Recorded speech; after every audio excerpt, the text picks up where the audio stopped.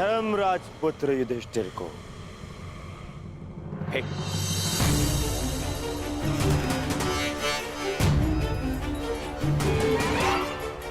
धृतराष्ट्र पुत्र दुर्योधन की ओर से पवन पुत्र भीम को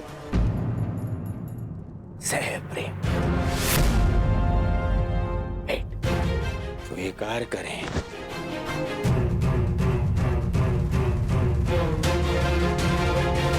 धनुर्धारी अर्जुन, इंद्र के पुत्र,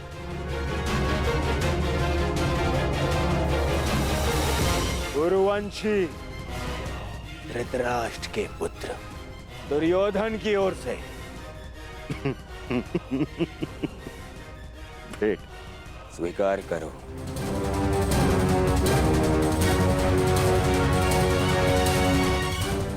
अश्विनी कुमार के पुत्रों को धृतराष्ट्र पुत्र दुर्योधन की ओर से भेंट।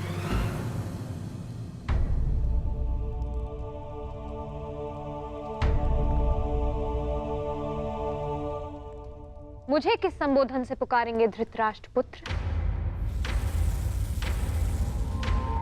अब 5 पतियों की एक पत्नी को मैं क्या कह के पुकारूं?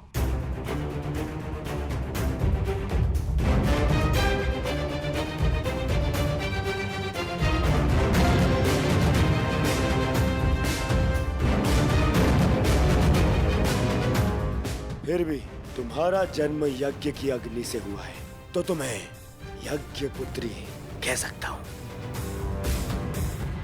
बात यदि उद्गम की है,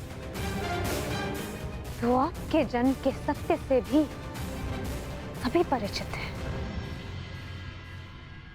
घटपुत्र।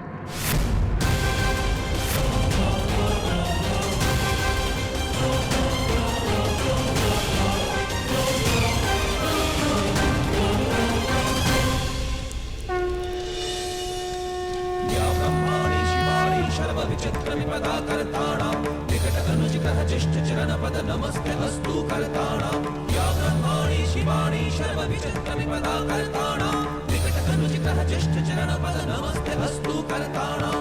अब राजसूय यज्ञ संपन्न हुआ। अतिथियों के पूजा के बाद ही आप सम्राट सिद्ध होंगे।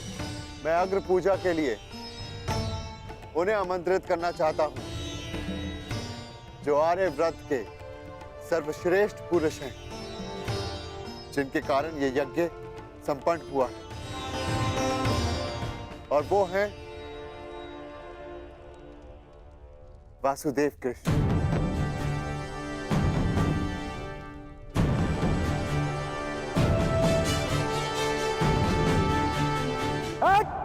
रुक! अब समय आ गया है इस यज्ञ के विध्वंस का और शिशुपाल की दुष्टता के प्रारंभ का। समय आ गया है शिशुपाल की धृष्टता के अंत का। किसकी अग्र पूजा कर रहे हो युधिष्ठिर? इस कृष्ण की? अग्र पूजा उसकी होती है जो हर क्षेत्र में सर्वश्रेष्ठ हो, हर क्षेत्र में अग्र हो। और ये कृष्ण, ये तो छल करने में अग्र है। मैं इसको सर्वश्रेष्ठ नहीं मानता। शिशुपाल, अग्र पूजा किसकी की जाए, वो यज्ञ के आह्वानकर्ता का अधिकार है।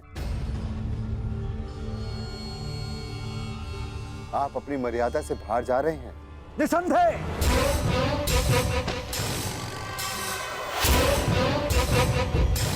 मर्यादा की बात मत करना युधिष्ठिर,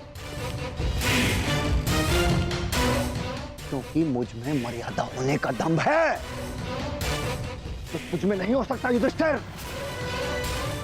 और दम्भ हो भी तो किस बात का? 5 पिताओं के पुत्र को कुल का दम्भ हो भी नहीं सकता। सावधान शिशुपाल, चिल्ला मत भीम। इस बार चिल्लाने से कुछ नहीं होगा, सत्य ही कह रहा हूं, राजसूय यज्ञ कर लिया, परंतु सम्राट होने का गर्व कहां वर्णावत के भगोड़ों के पास। कहीं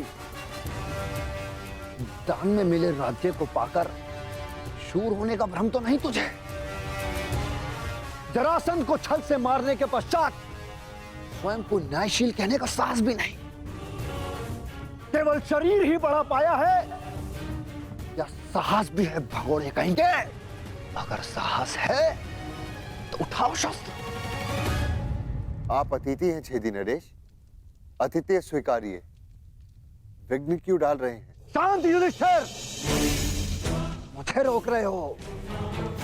अपनी माता को रोका होता जब उसने एक स्त्री को 5 पुरुषों में बांटने को आदेश दिया।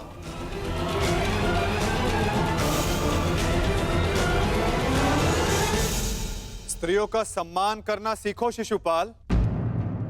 ये मत भूलो कि तुम भी एक नारी की कोख से जन्मे हो। ये देखो, श्री कृष्ण वासुदेव बोले, सार का सबसे बड़ा पाखंडी, छली, कामी मुझे सिखाएगा कि किसका अपमान किया जाए, किसका सम्मान।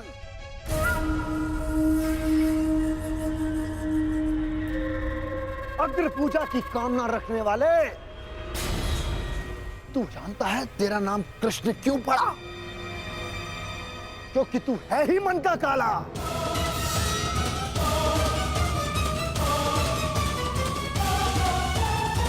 तेरे माता पिता ने तुझे जन्म देते ही इसलिए त्याग कर मथुरा से गोकुल पहुंचाया, क्योंकि तेरे पांव देखते ही भाप गए थे कि तू कुलनाशक सिद्ध होगा।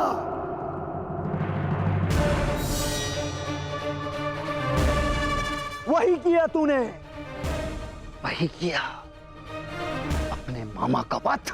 जीभा और अश्व की गति एक समान होती है शिशुपाल। यदि उसके रास को कसकर ना रखा जाए तो अश्व अपने सवार को गिरा देता है और जीभा बोलने वाले को। श्री कृष्ण वासुदेव की बड़ी बड़ी बातें, अरे जो सत्य है उसको कहने में जिह्वा को लाज कैसी? बचपन से ढूंढ रहा है तू।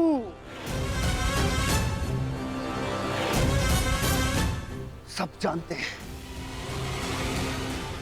माखन स्वयं चुराता और आरोप अपने मित्रों पर लगा देता। धूर्त मुझे कहता है कि जीवा पर रास कसूं। तूने जो वृंदावन में रास रचा है वो संसार जानता है। कामी है तू, कामी।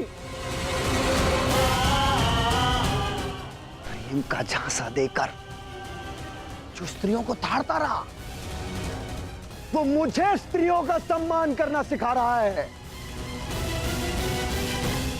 क्या क्या नहीं किया तूने? स्नान करती स्त्रियों के वस्त्र तूने चुराए। अरे गोकुल की विवाहित महिलाओं को मोहित करके उनका चरित्र पतन तूने किया।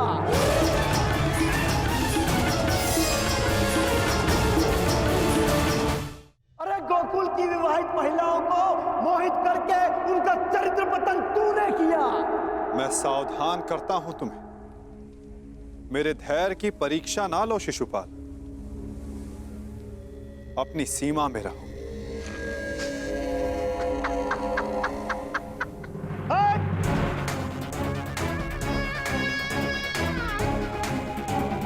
धैर्य तो मेरा टूट गया है।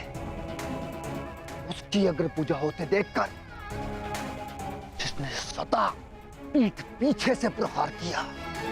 कायर है तू, कायर। सीमाएं तो तूने लांघी हैं। छल से रुक्मणी का हरण किया तूने। स्त्रियों का अपहरण करने वाले दुष्ट। तुम्हारे पापों का घड़ा भरता जा रहा है शिशुपाल। सावधान।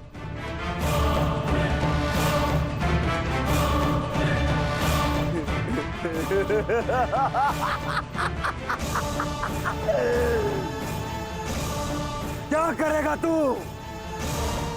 युद्ध करेगा मुझसे जैसे जरासंध से किया? रण छोड़।